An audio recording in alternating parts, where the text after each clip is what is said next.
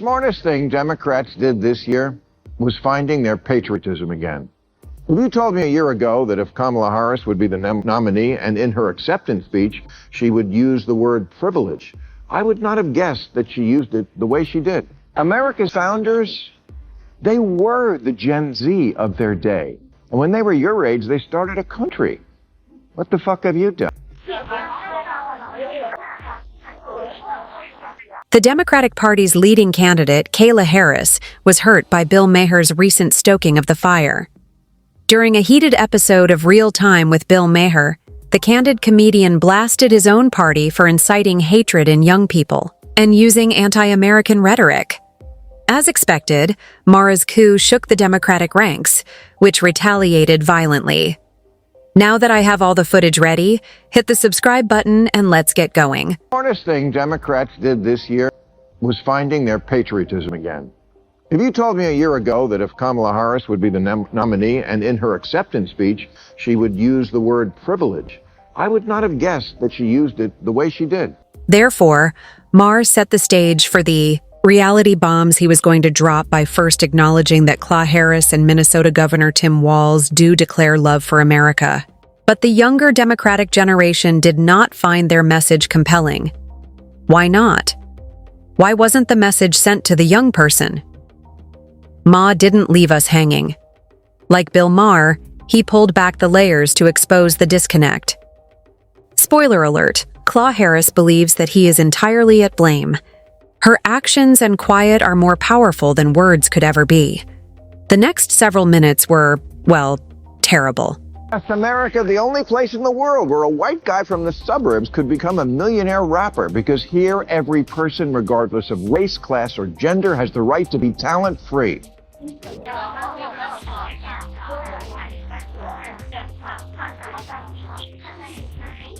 And guess what document allows you to protest and chant, hey, hey, ho, ho, followed by something really stupid? Yeah, Constitution Day was last week. It's an actual federal holiday, but no one noticed, despite the fact that it's probably the greatest legal document ever. Is it flawed? Of course. It was written by humans, and they were all white men, as depicted in this illustration from Google AI.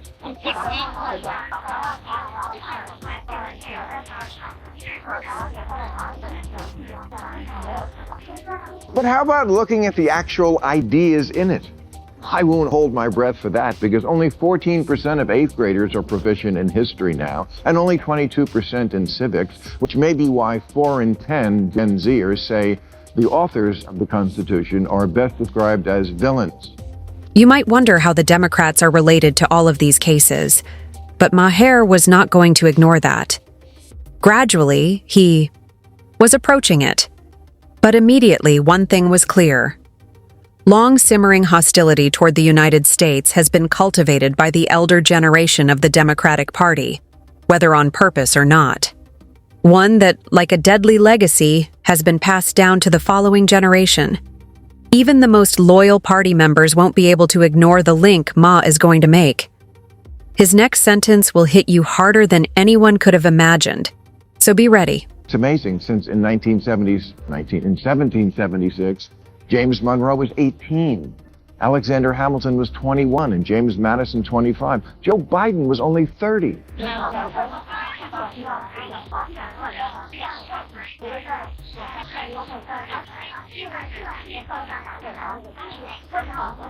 America's founders, they were the Gen Z of their day. And when they were your age, they started a country. What the fuck have you done?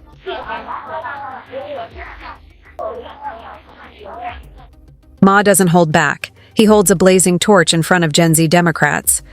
He's right, to be honest. It's easy to blame the older generation for inciting anti-American sentiment. However, Ma makes it clear, Gen Z is not tolerated. Both of them are to blame. In an era where knowledge is almost at their fingertips, they have every opportunity to learn more, question the narrative, and find out for themselves the reality about America. Instead of going beyond the news reports or lectures they heard in class, many opt to repeat the animosity that had been ingrained in them. However, Ma is not yet done. His next statement shocks the party as a whole, in addition to challenging Generation Z. Because once the mask is taken off, no one was prepared to hear the real reason for all of this hostility. No, the Constitution isn't perfect because it wasn't written by Taylor Swift, but...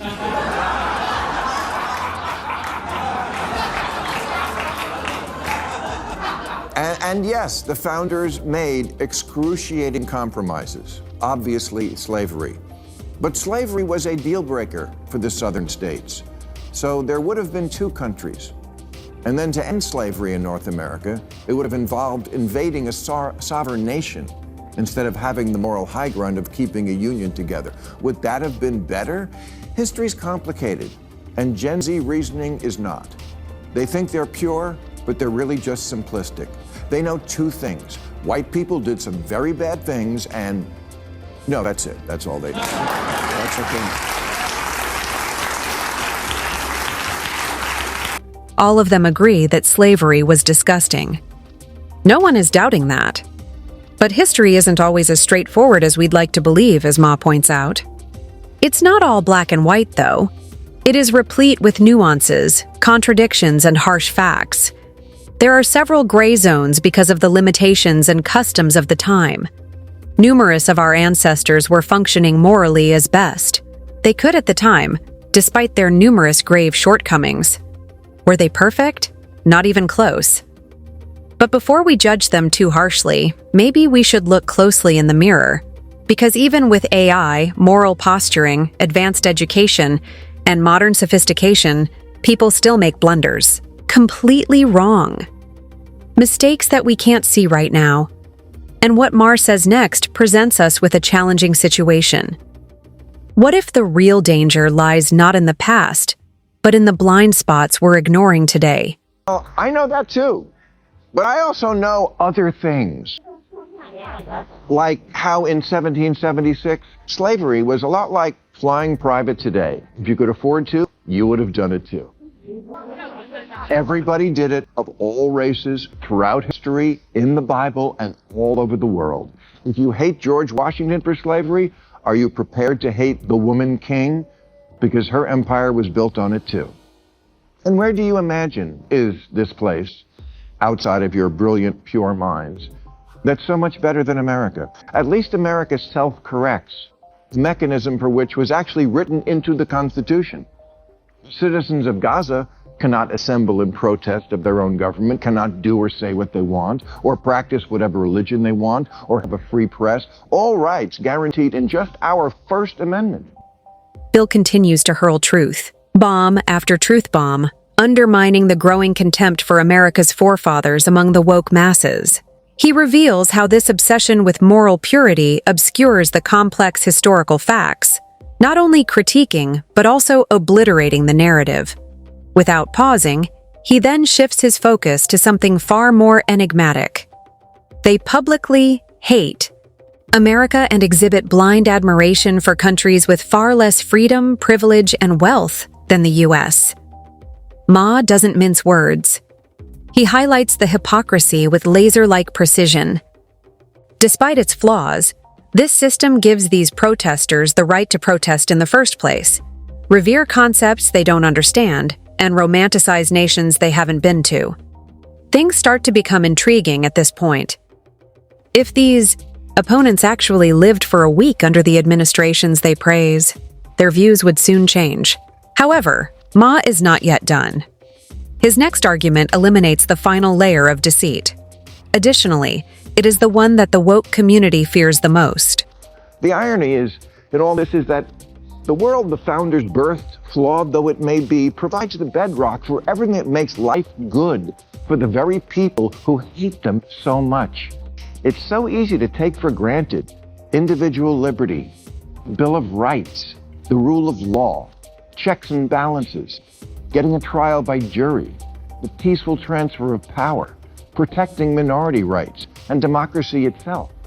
Those are the things that make our pampered, privileged, bratty lives so relatively cushy. Whether we like it or not, we benefit from the rights, liberties, and benefits that many people today take for granted because of our forebears. To To provide the foundation for our right to express ourselves, protest in public, and pursue our goals without fear of repression.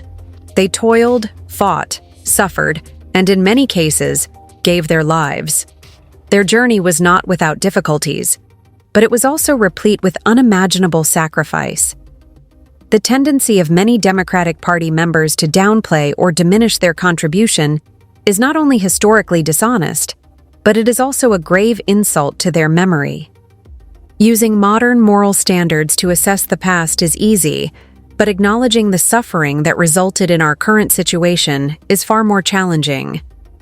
Bill Maher argues that if we ignore or condemn the founding fathers of this nation, we risk losing the same values and liberties that they enjoyed in spite of its imperfections. The scary part is that he warns that if that reverence is gone, what comes next can be far more devastating than anything we have ever encountered. No one starves here. Even our poor people are fat.